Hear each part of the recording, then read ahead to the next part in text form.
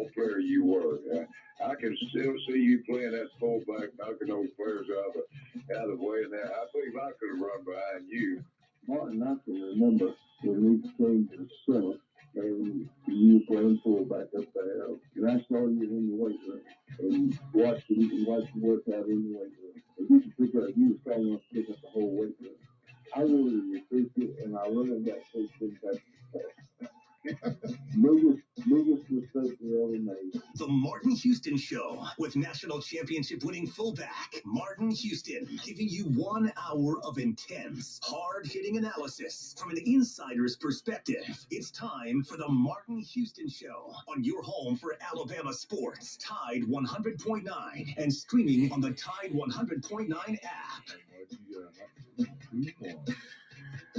Good morning. Welcome into the Martin Houston Show on Tide 100.9 on your radio dial, the Martin Houston Show fan page. You can find it on Martin Houston Live on Facebook and YouTube, at Martin Houston 35 on Twitter. All of those are good likes, good follows, good shares. So tell your family and friends about what we have going on right here on the Martin Houston Show on Tide 100.9. Remember that this is the day that the Lord has made, so let's rejoice and be glad in it. Take some time today to notice someone, love someone, serve someone, be the difference you want to see in the world today. We're going to have Xavier Houston with X's and O's Sports Podcast joining us again today as well as on tomorrow. But our phone lines are always open. So give us a call, 205-342-9904, 205-342-9904. Good morning, Xavier. How you doing, sir? Good morning. Doing good. How are you? I'm doing great. So let's look at the Alabama Crimson Tide review of last week. Alabama had an opportunity to get that second victory. Of course, Nick Saban warned us that the team wasn't focused all week, and even had a couple of those prescribed Nick Saban rants. So give me your overall assessment of the team in this breakdown. It sounds like he was correct. They didn't look focused when the game started, especially the offensive side of the ball. You know, you expect a Bryce Young-led team with the way he performed against Miami to come out against Mercer and start putting points on the board immediately. Struggled a little bit in the first quarter, but eventually, you know, you had the block punt and the defense came to show up as usual to start the game, which finally got the offensive rolling after that. Yeah, it's interesting when you think about, of course, a lot of people aren't old enough to remember the days if Alabama played that bad early for almost an entire quarter, it was going to be a dogfight. But yet Alabama still managed to get the, 30-plus point win. And this team is just below the average. It's kind of hard to think at this point, just below the average of last year's team. So it will be interesting to watch what this team does offensively. So let's take a little bit of time this morning to look at each unit and talk about your assessment, and we'll have a little conversation around that. 2 games in, we'll take the low hanging fruit. 2 games in, what are you seeing in Bryce Young, and if there's an area you think he needs to improve in, what would that be? So far, he hasn't truly been challenged. So I can't really say there's an area he needs to improve in, but of course, you want consistency regardless. So as long as he can stay consistent, that'll be a good thing. But no, I mean, he's looked good through 2 games. You know, like there was a sluggish start to the Mercer game, but he got it together and had a strong performance at the end of the day. One of the interesting I do Alabama Tradition on Tuesday with Ryan Fowler, who hosts the game here on Tide 100.9 from 2 to 6 every day. And we had a caller call and he complained, Joe, and I would like to get your thoughts on this, see if you heard it as well. But he complained about let me see the best way to say it. He said that he was locking in on one receiver and not reading. Have you noticed that, Xavier? Or and then Joe, I'll let you respond as well. Not necessarily. I mean, of course, hey, if your first read's open, why are you going to scan the field? But as far as when things have broken down, I think Bryce has done a very good job so far of moving in the pocket, finding that second and third read to make the correct throw. Has he been on the money on every single one of those throws? No. But as far as just reading the defense and going from 1, 2 to 3, he's done a very solid job. Yeah, I think I agree with Xavier 100%. I did hear that call while I was setting up the Northwest Huddle, and I said, "Are you serious, man?" Yeah, I think he's done a really good job working through his progressions quickly. And as Xavier just said, if your first read's open, you take it. What's Coach Saban's main line? You don't go broke taking a profit. So That's right. great job the last 2 games. Yeah, and of course, since you heard that call, Joe, you heard what I think the caller saw. I do think there's been a couple times where he's been going through his progression and the offensive lineman got beat immediately. Um, and maybe his eyes locked in on the pass rush and then he avoided it. But when we're sitting in the stands sometimes, Joe and Xavier, we see everything. Okay. We see that the two guys are wide open or the third guy's wide open. And we're like, man, why didn't throw it to the third guy? Well, he didn't get to the third guy in his progression because the offensive lineman got beat. And I think a couple times he's done it, and he will get better at even that. Did you happen to see Aaron Rodgers, one of his interceptions, where they highlighted the fact that it showed that he hadn't been in preseason because the pass rush was coming. He had a guy running wide open, and the guy was actually running. Yeah, was crossed. Yeah, he was running across his face, and you could literally see his eyes. His eyes go from the defender to he realizes, oh my God, my guy's wide open, and he tries to jump through it, and he throws it behind him. And if Aaron Rodgers, who by the way, I don't know if you know, that's Brett. I mean, that's Brett. I'm going to say Brett Favre. That's Bryce Young's, favorite player and who he wants to emulate his game after. So I thought that was interesting. The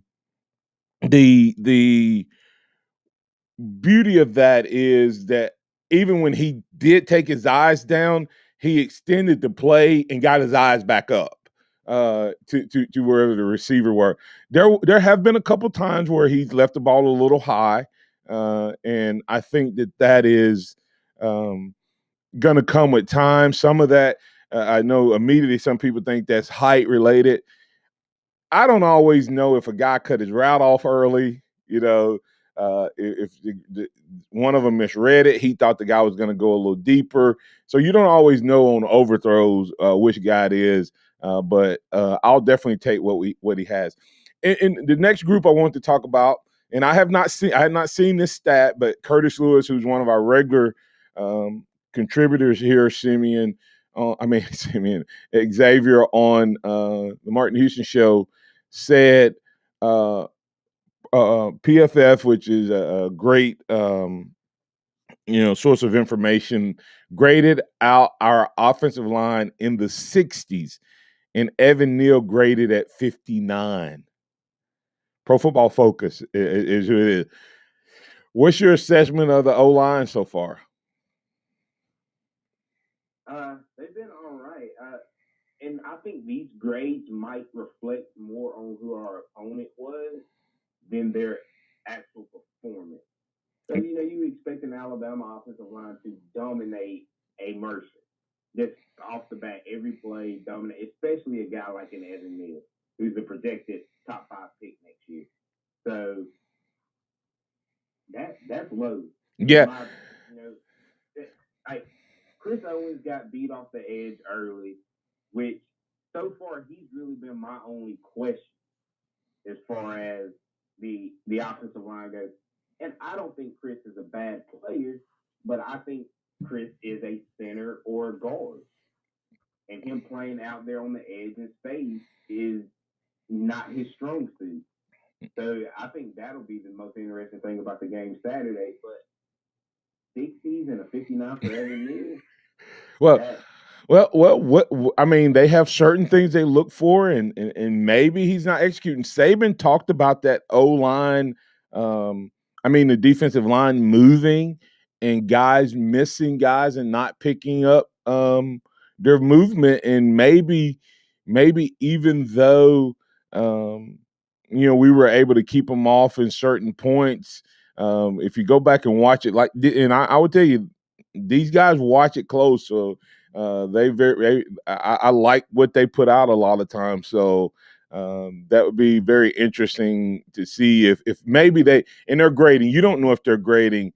Did they take the first step correctly? Did they finish the block? And so I don't know what they use to grade. It does seem low considering what we were able to do. But listen, if that's true, then Nick Saban's loving life.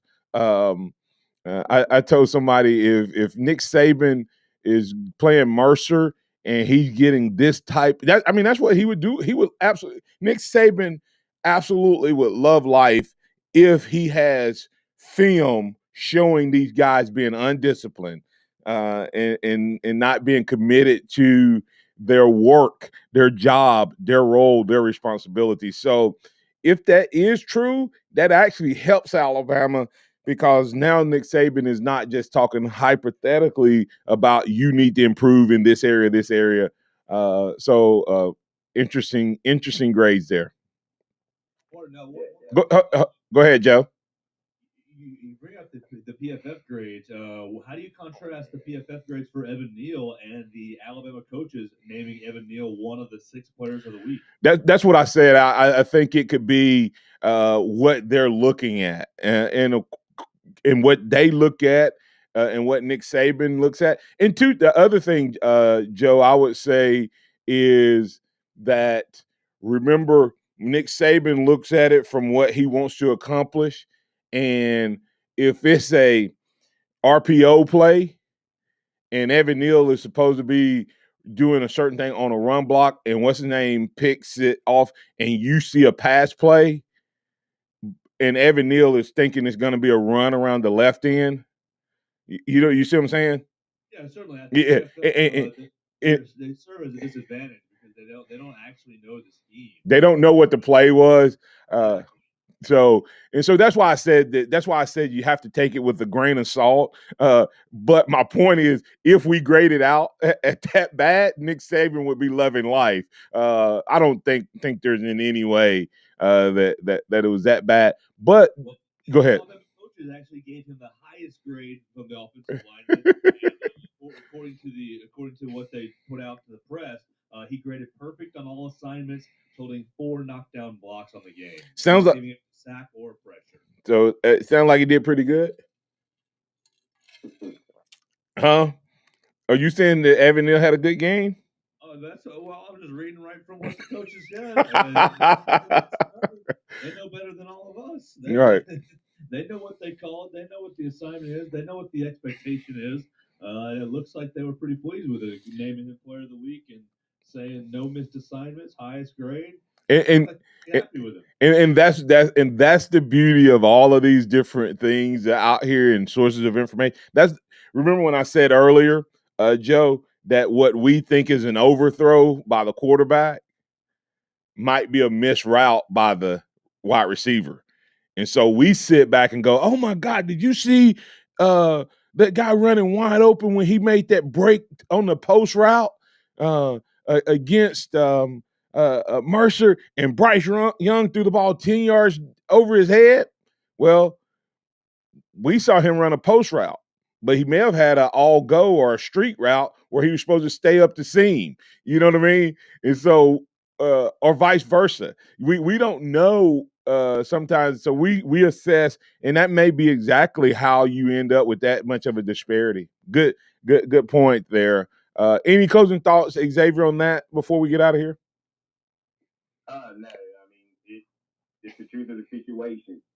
Yeah. Alabama knows what they were looking for out of Evan, so that's why they gave him the grade they did. But when PFF is looking at it, they're looking at a certain criteria, so he didn't meet that criteria. Yeah, and like I said, when I'm the running back coach at Northridge, Joe, in every play should be a run.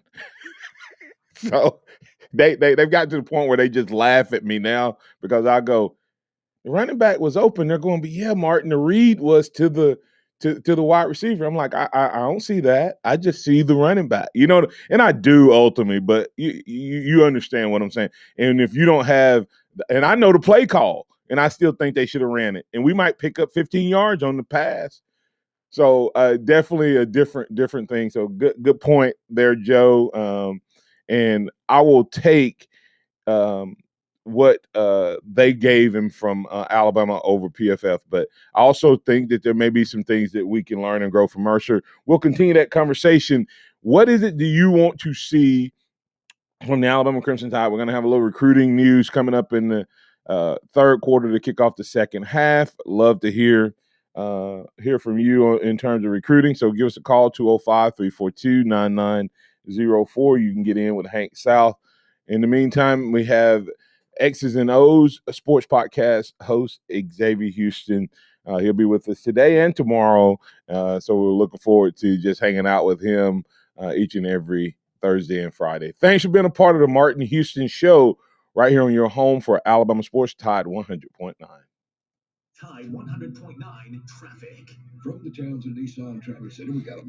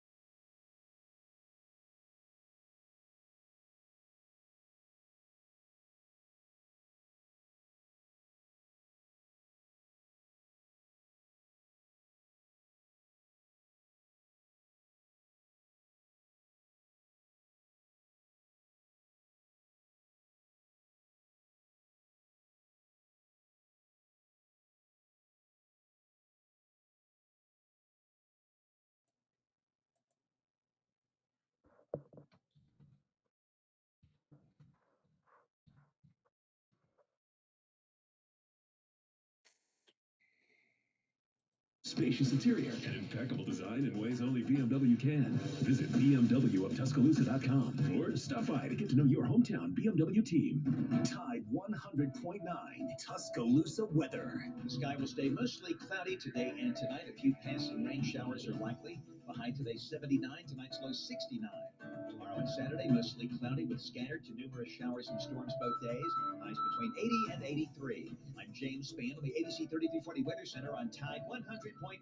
It's 72 degrees in Tuscaloosa. Scott Smith and Sophomart Design, doing business for 17 plus years, specializing in graphic design services, commercial printing, promotional products, advertising specialties, and so much more. Basically, any and everything you would need to advertise, promote, and grow your business. Through strong partnerships, strong customer service, and creative ideas, they'll help you market and grow your business. Give Scott a call at 205-292-4680 or email scottis@comcast.net and visit them online at sophmartdesign.com.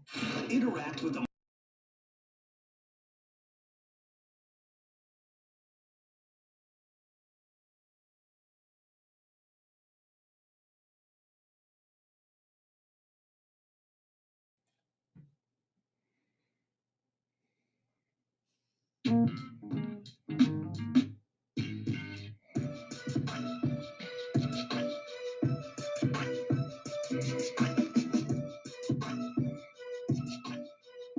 Played really well. He did a really good job.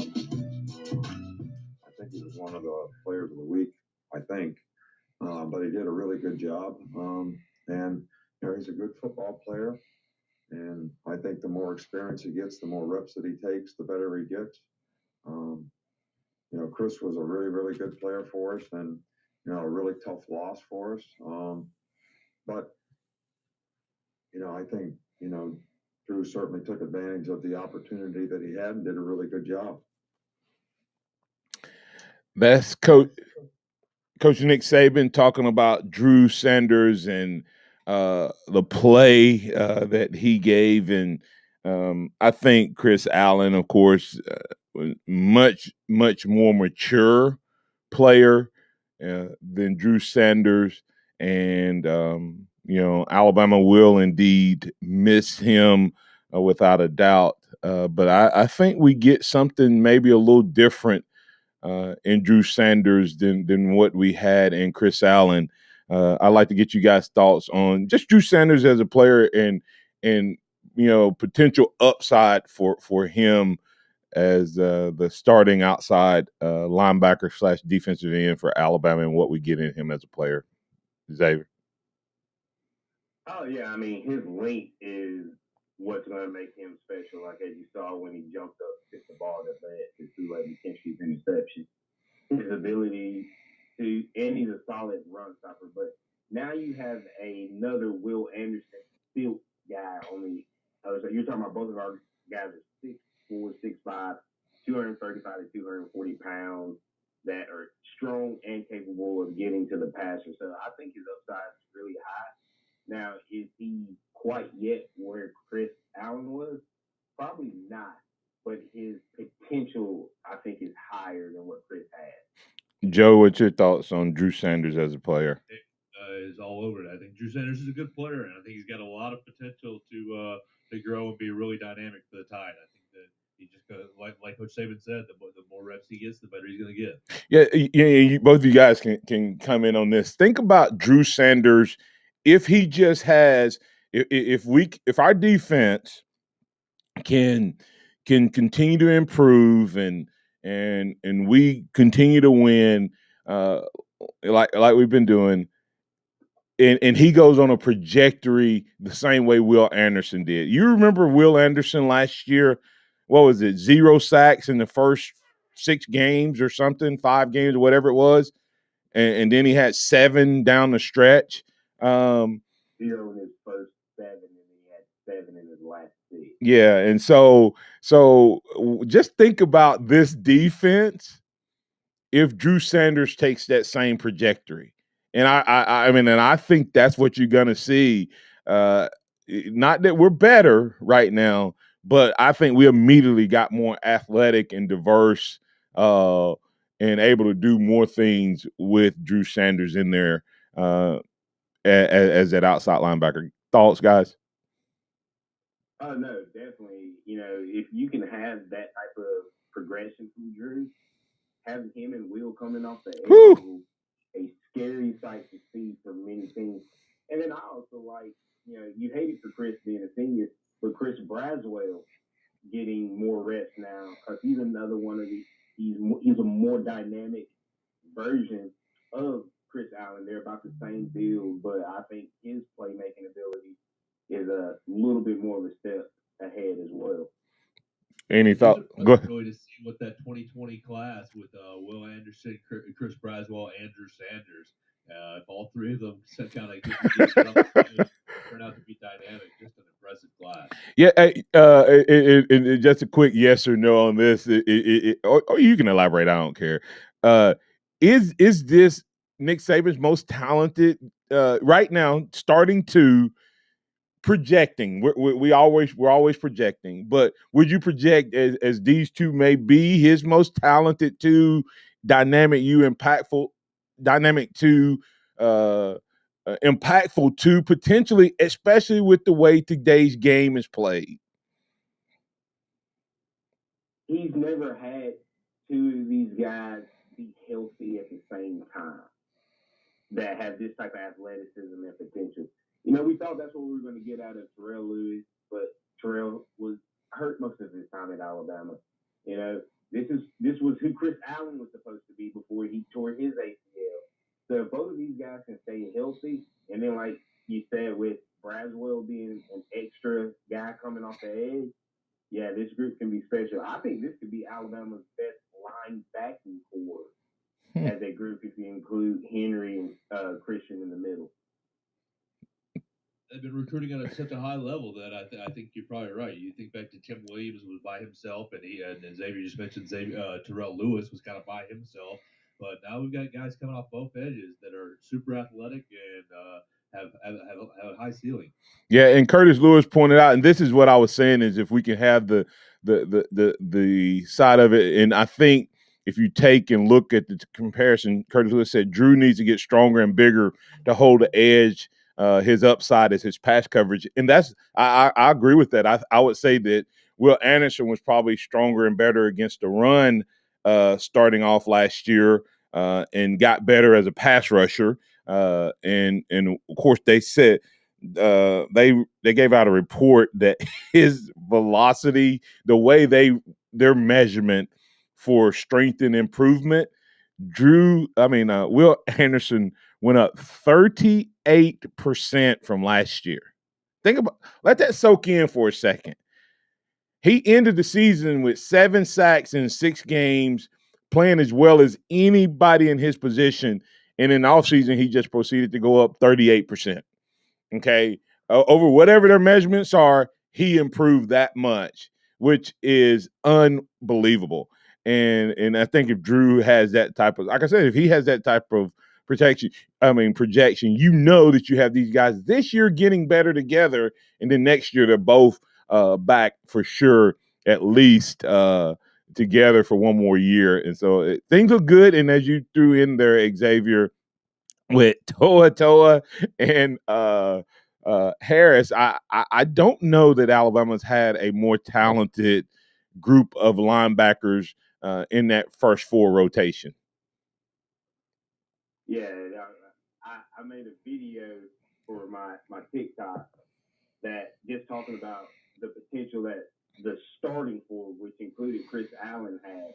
And you just don't see this. You know, Henry's come in and he's taken that top spot as the dog, but then that weak side linebacker in Christian Harris, just his athleticism and his playmaking ability, you haven't had 2 of those guys at that position. Like you haven't had 2 of the Will Anderson, Drew Sanders type on the edge. You've always had one really athletic inside linebacker, one really athletic outside linebacker, with the other 2 being more ball run stopping, ball control stop guys. But all 4 of these guys are extremely athletic, and I'm excited.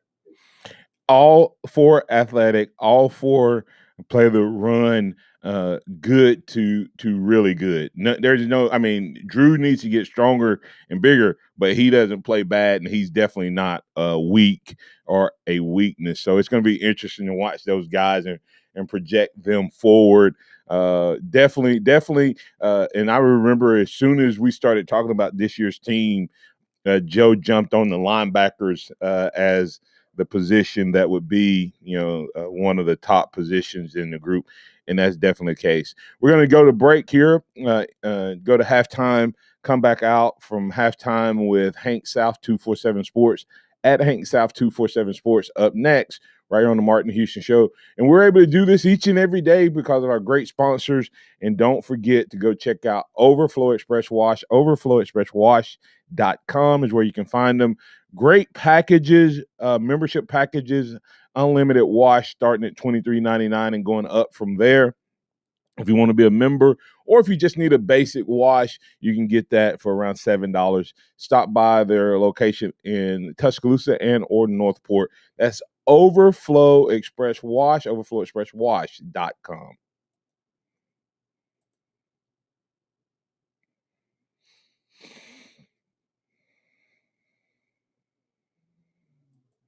Eastbound coming into Northport, picking up all the way into Burley. If you see other conditions, give us a call. Townsend Nissan is taking care of business with low finance rates and extra rebates, all adding up to big savings. Check them out. I'm Captain Ray. Hello, this is Martin Houston with the Martin Houston Show, and I want to tell you about one of our great sponsors, Overflow Express Wash. Their mission is to provide great customer service with a showroom clean car and an exceptional customer service experience. They have the basic car wash that starts at $7, but you need to check out the premium wash packages, which start as low as $12 and go up to $20. They also have a membership wash club that you can get for starting at $23.99, going up to $39.99. In other words, just double the regular premium package, drop a penny, and you can be one of the great members of Overflow Express Wash. My family and I keep our cars looking good inside and out by using Overflow Express Wash. They're located on Skyland Boulevard right next door to Alabama 1, or you can find them online at overflowexpresswash.com. Andy Phillips and his team look forward to making you a part of their team. This is Renee. Happy to be here. She's not some influencer. She's more of a groundbreaker, turning her 4-acre lot into a little slice of heaven behind the wheel of a John Deere 1 Series tractor. Renee runs with us because the most important job is the next one. That's all I got. Nothing runs like a Deere. Get a 1 Series tractor for just $99 per month at your John Deere dealer today. For additional cost information, please call toll-free 855-633-2315. The pitch is moving up a day. Antonio's animation studio needs a 3D designer today. What are we going to do? Someone who's as artistic as they are organized. But how are we going to get all this done? What about the production schedule? Indeed can help him hire great people fast. I need Indeed. Indeed you do. Screen for quality candidates for the skills your role needs with Indeed assessments. Visit Indeed.com/credit and get $75 towards your first sponsored job. Terms and conditions apply. Nick Saban calls it the process. John Maxwell said that everything rises and falls on it. And Coach Wooden said it's what you learn after you think you know it all that makes the difference. What am I talking about?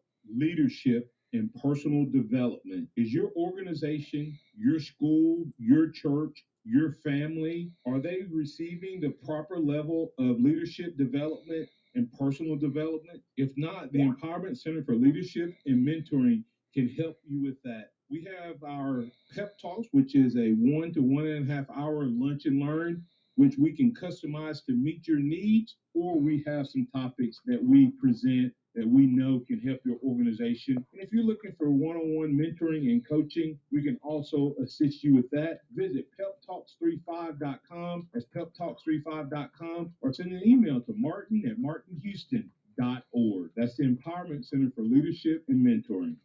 Welcome back to the Martin Houston Show, the sound of Bama sports. Your show, your team, on your Alabama sports. Tide 100.9 and streaming on the Tide 100.9 app.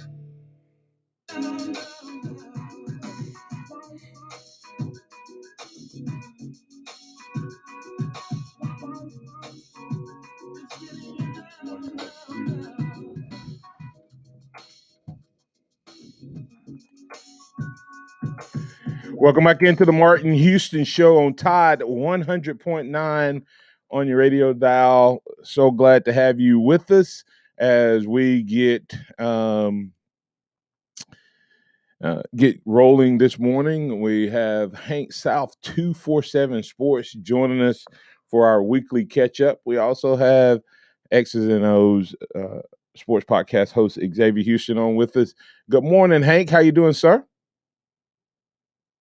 Hey, good morning, Martin. I'm good. How are you? Doing well, doing well. So, like I like to always do, I'll let you start it off with a rundown on if there is any news, change, or updates for the Alabama Crimson Tide on the recruiting front. Oh, it's been pretty quiet. Relatively quiet. I think the biggest news was Alabama getting to host visits again last week with Mercer in town. Obviously, we haven't seen Bama able to host guys on campus since 2019 officially for football games. We saw kids visit last year, but they weren't able to have contact with the staff. So Bama was able to host some guys on campus. A lot of commits back in town. I think the biggest target was Elijah Pritchett that was on campus, and some 2023 kids, Peter Woods, Tony Mitchell. So that was the big news out of the weekend. Obviously not a massive opponent, but always good to get guys back in on visit. No commits in recent week. It seems like kind of there may be some coming up. Denver Harris is looking like he might be announcing here soon. Berrien Brown, Elijah Pritchett's coming up. So that's kind of where we're at right now. I think Bama, when I looked yesterday, was number 6 in the rankings. So kind of hovering around that top 5 spot. But other than that, big weekend ahead. With the Florida game, there's supposed to be a bunch of recruits in attendance for that game and a lot of mutual Alabama targets. So that'll be an opportunity for them to be able to play in front of some of their top targets, even though they're on the road. So it's kind of where things are at, and yeah. Yeah, well, Hank, follow-up question to you. You said them being able to, even though they're on the road, maybe their top targets in and play. Who are some of the guys that Alabama and Florida are both after? Yeah, there's a handful. I think the biggest one you look at is Walter Nolan. He's kind of interesting in that he left both Alabama and Florida out of his top 3 that he put out about a month ago. However, he then came out and said his recruitment was still wide open. So his top 3 is Texas A&M, Georgia, Tennessee. But he says his recruitment's wide open. He's going to be in Alabama for the LSU game on an official visit. He'll be at Florida this weekend. So clearly he's still considering both those schools. But as far as mutual targets, he's the biggest one, or at least the highest ranked one. You look at guys like Evan Stewart, the 5-star receiver from Texas. He's a big mutual target. A guy that visited, I think he visited Florida twice this summer. But he's been hyping up Florida a bunch in interviews. So people have kind of been thinking maybe Florida has some buzz there, but he's one. Shamar James, obviously the linebacker from Mobile that's committed to Florida, kind of surprised everyone in June when he committed to the Gators. He's committed. He's saying kind of he's shut down or he saw with Florida, but we'll see if Bama stays in play there for Shamar James. Quincy Wiggins, the 4-star defensive lineman from Baton Rouge. He's a big mutual target. Another defensive lineman that'll actually be in Gainesville this weekend, Chris McClellan. He's a big mutual target. He was a guy Bama offered in June, and then got on campus in June as well, out of Oklahoma. So he's a guy to watch in terms of mutual targets. So there's a bunch, and obviously, 2023, there's probably a bunch of kids too that they're both going after. All right. Well, that's definitely a nice list there. And, of course, the linebacker out of Mobile, probably the most intriguing one of that list from a he's made a commitment, but Alabama's still hot and heavy. And, of course, Nolan is the guy that, like you said, these are my top 3, but my recruiting's wide open. So we'll watch that as well. Xavier, do you have a question for Hank? Yeah, how you doing, Hank? I was wondering. Doing good. I was wondering, with USC firing Clay Hill, how does that open things up for Alabama to come in and be able to get a guy like Damani Jackson or some of those other high-end recruits that we've been after that aren't currently the USC commit? Yeah, I think it certainly helps. Jamar Jackson is obviously like the biggest name that comes up when you look at that as far as how will this impact things. He was already set to officially visit Alabama for the LSU game, and of course, he was on campus for a few days in June as well, an unofficial visit. So the interest was already there. So with USC firing Clay Helton, that we imagine that would only help. He did come out and say this week that he was 100% solid at the USC still. He's got a close relationship with their defensive backs coach that they named the interim head coach in the meantime. So that obviously probably stabilizes things in terms of his commitment at the moment. But he's still listening to Bama, and Michigan's in the mix for him as well. He was actually in Ann Arbor this past weekend. So those are kind of the two schools to watch. He said those are the two schools to watch, but he's definitely kind of the guy we've circled in terms of biggest Alabama USC mutual target to keep an eye on. There's a few others, Michael Williams, the 5-star defensive lineman that's committed to USC. He's from Georgia. Obviously, Bama had some interest in him. Hadn't really pushed for him yet, but maybe that could change now that there might be a little window of opportunity there for him to look around. He actually has some Tuscaloosa ties on his mom's side. Has some family in the area, so there's interest there. He's going to be on campus this fall again for an official visit. A big running back target out of Las Vegas, Javonte Barnes. He's a guy that actually has some crystal ball predictions to USC. That you got to imagine that this house. It's all dependent upon who does USC hire. How long does that process take? So I think kids are certainly going to be kind of maybe waiting for that before they make any big decisions. But in the short term, it's got to help. With kind of the uncertainty, I guess, at the top at USC at the moment. All right. Speaking with Hank South, 247 Sports, Bama Online Recruiting. Hank, kind of update. I love trying to keep up with the Alabama kids that are committed and doing well. But Nick Saban seems to have a really productive 2022 class. How did the Alabama commits within the state of Alabama do? I know Thompson slipped up and had a bad week and gave up 3 points to Spain Park on that defense. But overall, how did they do? Yeah, they've all been having really strong seasons. Obviously Jeremiah Alexander is doing what he's always done. He's playing really well. Usually only plays in the first half with how dominant they've been. But I think the guys that have really shined or had the opportunity to shine playing full games are Antonio Kite out of Anniston. He's just been dominant. He plays both ways. He's a receiver and he plays defensive back. But he stars on both sides of the ball. He's put up huge numbers in every game so far this year, or at least almost every game. Cody Prentice is another one. I think he just put out his highlights at like midnight last night too. But he's been having a huge season as well for Carrera. I think he has 9 touchdowns so far, but his game I think the week before last looked just like a video game what he was doing at defenses. So Cody Prentice, Antonio Kite are having the biggest season, in my opinion, in terms of in-state guys. Jeremiah Alexander's obviously playing well as well. Manuel Henderson, actually, he had one huge game a couple weeks ago. I think he had like 350 yards rushing. So, he's playing really well. He kind of got bottled up last week. They're down a bunch of starters on both sides of the ball for his team. I think he only had 20 yards rushing, but he's been impressive as well in most of his showings. So, been a strong year so far for the in-state guys, and it's no surprise. Usually, they're the ones that are really impressing during the season. All right, hey, let's switch quickly before we let you go, Hank. To a little basketball. Xavier, do you have any other football question before I flip the script to basketball? No, go ahead. All right, Hank.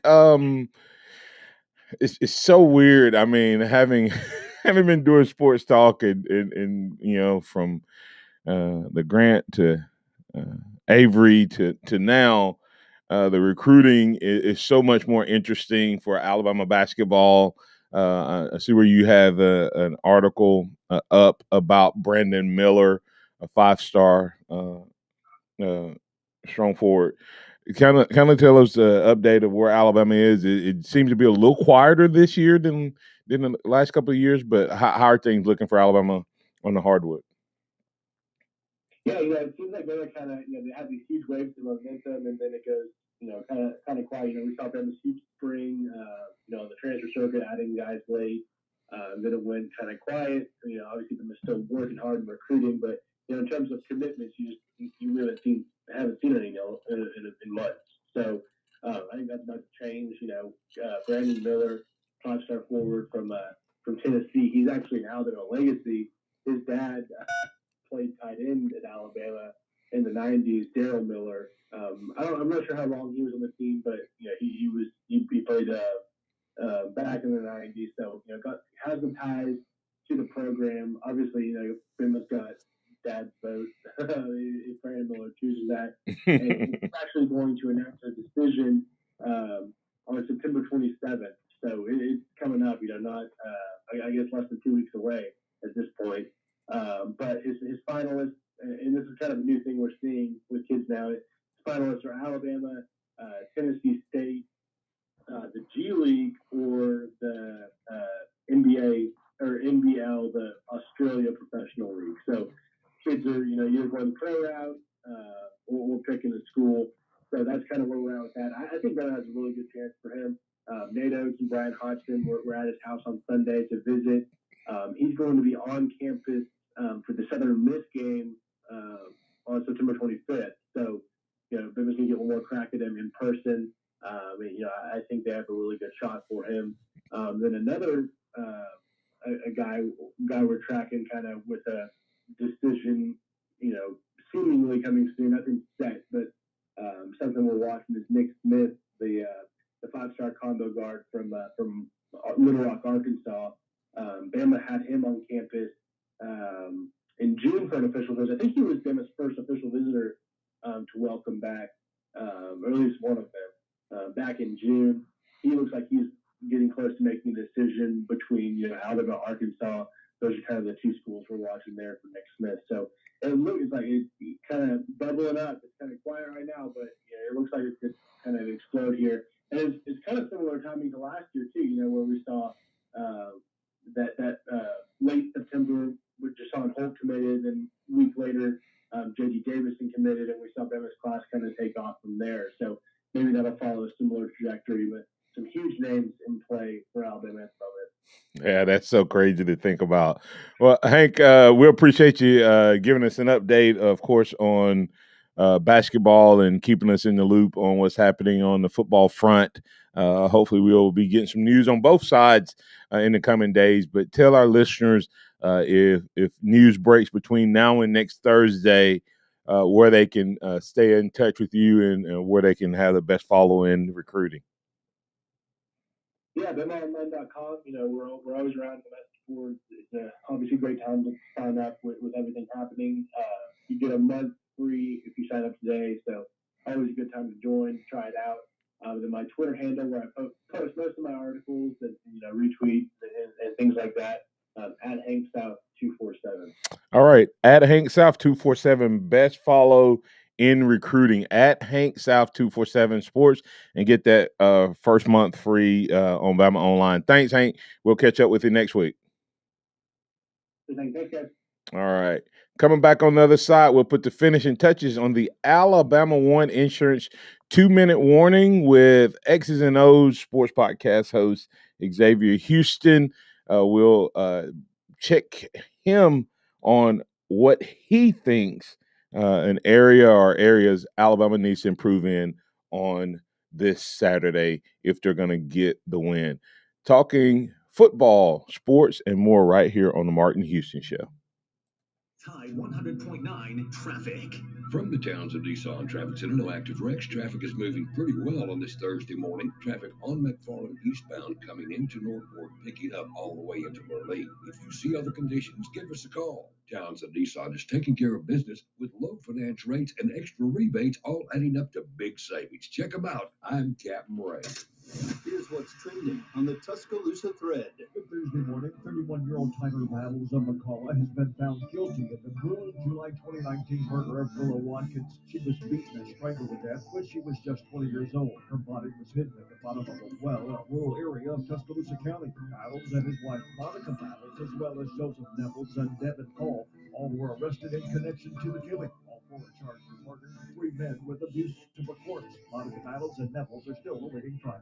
I'm Don Rickman. Hello, this is Martin Houston with the Martin Houston Show, and I want to tell you about Tuscaloosa Custom Curving. If you're looking for a way to add value to your home, make your flower beds pop, make your landscaping stand out from your neighbors, then Tuscaloosa Custom Curving can help you do just that. They have numerous styles, but they feature the Moroccan Stone Curve series, which includes 4 great styles and unlimited color choices. That's Tuscaloosa Custom Curbing. They are the one that can help you stand out from your neighbors. Tuscaloosa Custom Curbing, 205-331-6823. You may also find yourself with the need for a custom size stone or custom shaped stone.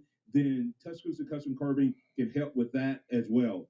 Paul Fuller and his team are waiting on your call right now for that free quote. And if you tell them that Martin Houston with the Martin Houston Show told you to stop by, you'll get a big discount. So call Tuscaloosa Custom Curbing at 205-331-6823 or visit them online at Tuscaloosa Custom Curbing LLC. Indeed helps you hire great people fast. Indeed delivers 4 times more hires than all other job sites combined, according to Talent Nest. Visit Indeed.com/credit. Susan, it's so great to finally be able to get together again. Oh, it sure is. And I really appreciate you picking up the bill. I'm happy to. I've got the extra cash. Since we've all been driving so much more again, I've been using Get Upside, the free gas app that pays you cash back for every gallon of gas you buy. Wait a minute. Are you saying you actually get paid cash when you buy gas with the Get Upside app? Yes, up to 25 cents a gallon, cash back every time I buy gas. Does that actually add up to anything? Some months I make $200 to $300.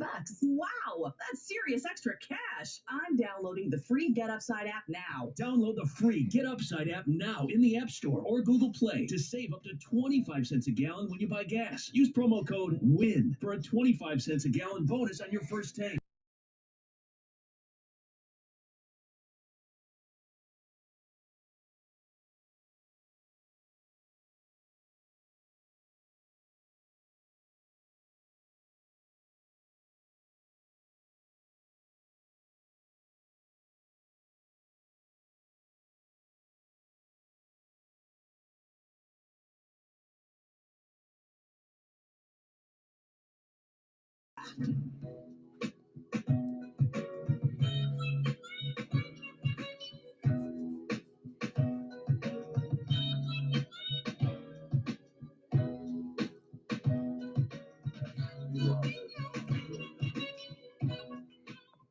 Outstanding job, I think. He's been here for 5 years. 4 of those years he played, but he was never the guy. He played on special teams. He played some backup roles. He got some opportunity, probably not as much as he'd like. And then I think he made a tough decision, to say, I want to come back. I want to play. I know I can get much more of an opportunity to show what I can do. And I think so far this year he's done a really, really good job of that. But I do think, you use the word perseverance, that, I think is a great example of guys that don't have immediate success and how they focus on development and to continue to improve and continue to work hard rather than get frustrated and make choices and decisions that are not going to help them develop and not going to help them, advance their opportunities to play. And I think, B-Rob certainly never did that.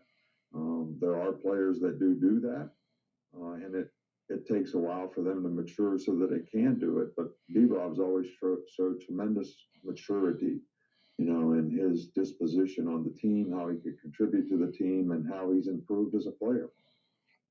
That's Coach Nick Saban talking about B-Rob, his perseverance, and what he means to this team. I watch, listen, and hear a lot of people saying B-Rob's not Alabama's best running back, and will not be the starter by the end of the year. So, Joe, Xavier, I ask you guys, is B-Rob Bama's best back? He's certainly the most consistent at the moment. I think. Maybe not the one who pops off the page for his skill set, but I think he's certainly the one that Coach Saban can trust to give him a consistent effort and consistently run the right tracks. We were talking about tracks earlier in the show, Martin, and the one who he can trust to secure the football. Xavier. Yeah, this is the hill I'll die on this football season. I'm in a group chat with a lot of Bama fans, and we were just having this discussion yesterday of Jace and Trey are better than B-Rob and all this stuff. And my biggest question is, well, why haven't we seen it yet? Oh, well, look what, Jace did last year and all these other things. And look at what Trey did in the Miami game. And I was like, guys, this is no hate to Trey. This is no hate to Jace. B-Rob has almost doubled Trey in 2 games on only 7 more carries. Trey's longest run is only a yard longer than B-Rob. His longest run is longer than Jason's. He's averaging over 2 more yards a carry than Jace is. Jace looked great in mop-up duty scrub minutes, which is not a knock on him. He was a freshman and he was the 4th-string running back last year. But we've seen B-Rob be good and successful in when it counts moments, and that's what I like to see. If Jason Trey can prove it in when it counts moments that they're better, fine. But the hill that I will die on is that B-Rob is the best running back on. And, of course, I don't have time. We'll kick this can down the road, maybe even tomorrow and bring it back up. But there's more to being a running back than running the ball. And most of those guys, when they're in, the late guys, Jace last year, Trey and Rodell this year, we're just calling running plays for the most part. So they're not having to understand all of the different nuances of the offense, as well as perform as a blocker and a receiver. He may not be the most elusive, pretty, dynamic runner, but right now he's probably Alabama's best running back, hands down. And there's a difference between best running back and best runner. We'll talk about that conversation and more. That's X's and O's sports podcast host Xavier Houston. He'll be with us once again on tomorrow as well. But our phone lines are always open, so make sure you jot it down, put it in your phone, 205-342-9904. Thanks, Xavier. Thanks, Joe. Thanks, callers, listeners, viewers, and chatters. We appreciate you and all that you bring to the table. But remember this, most of all, trust in the Lord always. Lean not your own understanding. In all your ways acknowledge him, and he will direct your paths. Roll Tide and have a blessed day.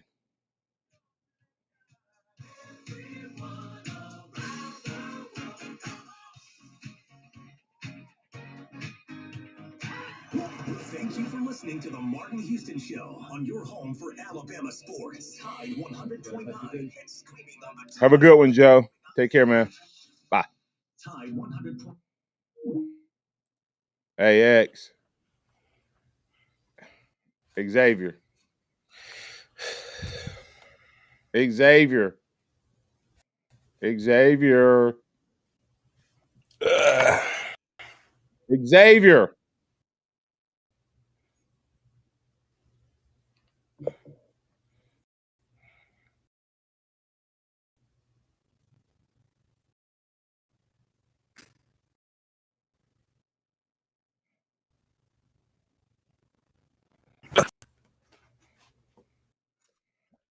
He's still on, doesn't know it.